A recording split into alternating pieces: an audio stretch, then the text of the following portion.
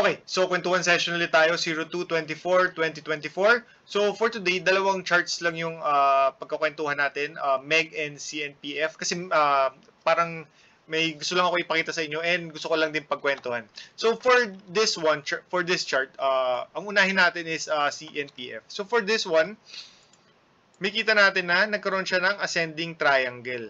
So this one and this one. So ito, if titingnan nyo tong consolidation na to, ang tagal nito, more than 1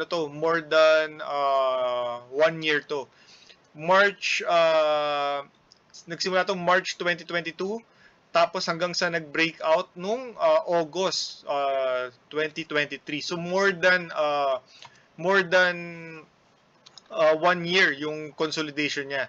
So parang medyo ganito yung nangyayari sa MEG. And at the same time, guys, no, ang maganda rin point out dito, nagkaroon to ng fake out. So nag-breakout siya pero hindi tumuloy. And at the same time, nagkaroon din siya ng shake out. Kasi if yung at first kasi, yung pattern talaga nito is this one. So if makikita ninyo, nagkaroon to ng shakeout, ang lalim, pero hindi siya nag-create ng panibagong low. Pero yung pattern na ascending triangle, na-break niya. Tapos na-break niya lahat ng MA. So nag-below 10, 20, 50, 100, and 200 siya. So for sure, ang daming na-hit na cut loss dyan and stuff. So ito yung magandang example na kung bakit risky. Kasi if maalala niyo yung previous video natin sa MEG, na diniscuss natin doon yung tatlong types of buying. So kung gusto niyo, balikan nyo na lang yun, pero hindi na natin i-discuss dito. So yung pinaka-risky kasi is yung bibili ka sa support. So pagka bibili ka sa support, tapos nag-set ka ng cut loss, so yun, for sure, may hit yung cut loss mo dito, masya-shake out ka, tapos bigla siyang lilipad. So may iwan ka kung hindi ka makaka-re-enter. Kaya siya yung pinaka-risky kasi may position ka na. Anyway, so for this one, more than 1 year yung consolidation niya. Tapos finally, nung nag-breakout siya, so parang ito na yung start ng stage 2. And at the same time, biglang gumanda rin yung volume niya. And if makita niyo nung nag-breakout siya, biglang nagkaroon ng retest in a way, tapos nag-hold naman. So if makita niyo dito, guys, parang nagkaroon siya ng higher high, higher low. So yung iba kasi, pag bibili ka sa breakout or bibili ka pagka yung chart is going up na or nagfo-form na siya ng higher high and higher low, yung hintayan kasi dito mas konti, and at the same time mas gumagalaw na yung chart. Pero if investor ka naman, tapos willing ka maghintay, tapos baliwala sa yung opportunity cost, okay din naman na bumili dito sa area na to. Or kanwari, if may mga fake out na ganito, tapos, pero hindi naman siya nag-create ng panibagong low, so yun, pwede ka rin bumili dito or somewhere here. So malaki rin yung gain mo kung ma-hold mo. Pero kasi kung trader ka, mas maganda is doon sa gumagalaw na, para at least wala kang opportunity cost. Anyway, so for this one, sa CNPF, so may kita nyo dito, na nag-create na siya ng higher high, higher low. So parang nagkakaroon na siya ng channel pataas. So parang ito yung parang interesting kay MEG later on, kasi ngayon punta tayo kay MEG. So ito yung very interesting kay MEG. Kasi if may kita ninyo, nag-start siya dito March 2023, tapos ngayon Feb na. So going 1 year na yung consolidation niya. Kaya ito, hindi natin alam kung kailan to lilipad. If lilipad ba to ng pag sa March na, or maybe parang CNPF na more than a year. So hindi natin alam, 'di ba? And at the same time, hindi rin natin alam kung magkakaroon to ng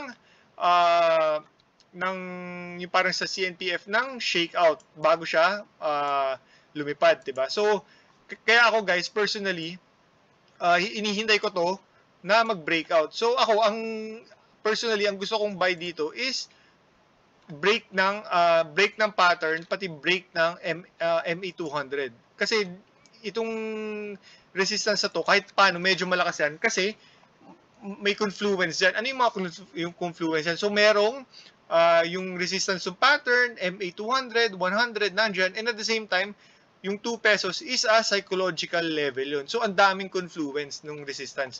So, ako personally, gusto ko bumili dito if mag-conso siya above 2 pesos or magkaroon siya ng sobrang laking volume and mag-breakout siya dito sa level na to. So, kasi pagka nangyari yun, baka soon makita natin na magkaroon na siya ng higher high, higher low, higher high, higher low, higher high, higher low. So, parang kakaroon siya ng channel pataas. So, until then, syempre, hindi muna tayo bumibili. Pero, dapat, pinapanood mo na rin si Meg.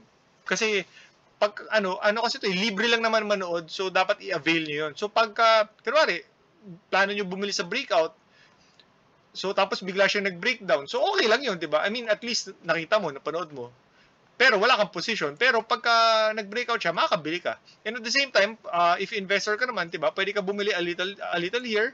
Pag may fake out or nagkaroon siya ng panibagong low, pwedeng bumili ka rin, 'di ba? Tapos add ka na lang siguro pagka reversal na or if nagki-create na ng higher high or higher low. So ang stock sa mga cycle lang 'yan.